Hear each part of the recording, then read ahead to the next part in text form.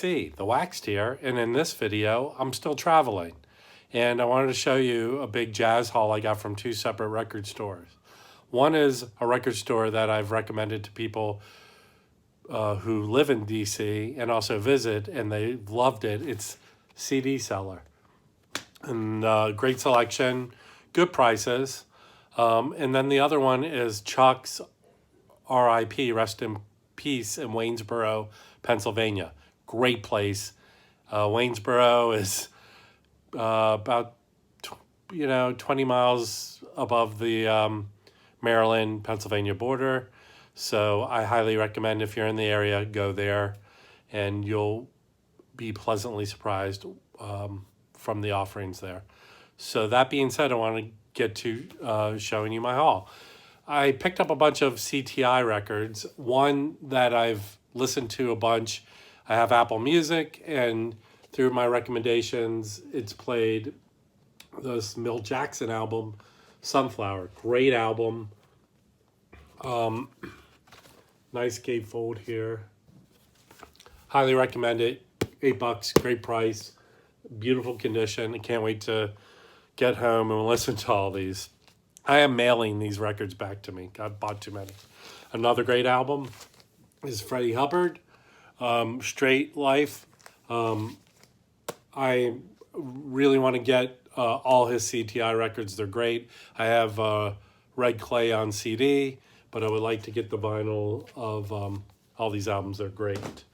Here's a volume 2 of Jerry Mulligan and Chet Baker. I did see volume 1, but I don't know why I didn't pick it up at a record store. So I know there's some reissues that contain both volumes in one, but again, I've listened to these. Great. And then finally on the CTI, it's Stanley Turner Team Sugar with Ron Carter, George Benson, and Freddie Hubbard. So this probably has the best cover, and disgusting. But, you got to do what you got to do, whatever floats your boat. If you've seen my video I did on Twofers, I picked up a ton of Twofers.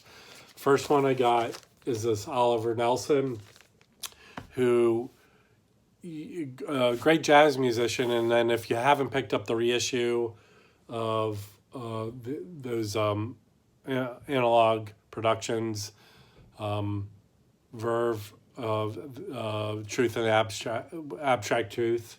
I know I don't have the name in front of me, so forgive me. But this is with these Twofers, this is great because this is 2 albums he did with Eric Dolphy that if you were to find the OGs, crazy expensive. But for $15, mint minus condition, I'm very happy to pick this up. These early 70s Twofers, there you go inside, and they're always on this green Prestige label there. See if I can get you there without the glare of the light. There you go. So highly recommend getting these. Next one I picked up. Some of these are out of order here. Here we go. I want to keep them with the Twofers. Picked up this King Curtis Twofer. I don't know how much he's really done. I think in my reading, these are the 2 King Curtis albums, and highly sought after, obviously, if they're the OGs. But I'm very interested in getting into this. It has Nat Adderley, Wynton Kelly, Paul Chambers, and Sam Jones on these albums. So very excited about that. There's Eddie Lockjaw, Davis, the cookbook. I know these came out individually, cookbook volume 1 and 2, with Shirley Scott on organ and Jerome Robinson, George Duvier. I'm probably mispronouncing that. Sorry, George. Arthur Edgehill. So I've heard him as a sideman on some stuff. Again, as I keep repeating myself, I'm anxious to get into that. And then I got this Johnny Griffin Twofer. This is weird because look, it's upside down. This maybe was a printing error that it's that right side up. But on this cavalcade of jazz awesomeness on this Johnny Griffin Twofer. Okay, here's a Twofer. It is not a Prestige. It's an MCA Twofer from the 70s. It's a George Russell Twofer. Now, I did pick up the reissue of New York, New York that was put up in that Verve Analog Productions. But the one album, and my friend Danny K recommends it, he even recommended the CD of it, is, I'm guessing this is really the only way you could get jazz in the space age on vinyl, is through this Twofer, unless you find an OG. But, you know, for $10 to get both, great.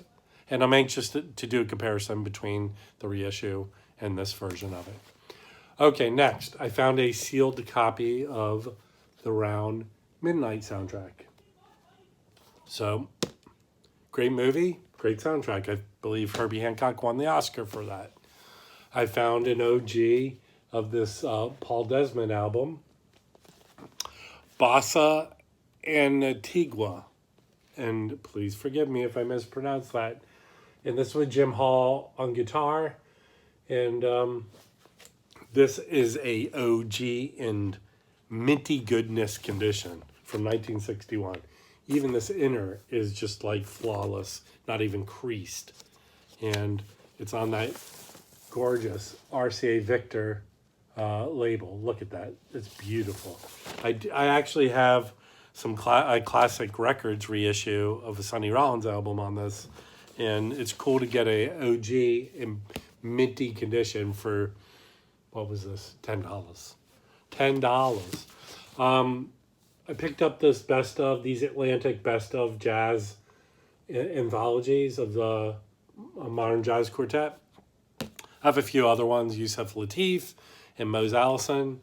But this is $3. Very affordable to get these best ofs.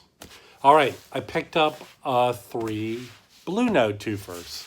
I got this Czech Korea. A lot of these Blue Note Twofer, when they came out in the, I believe this one came out, have the Greek.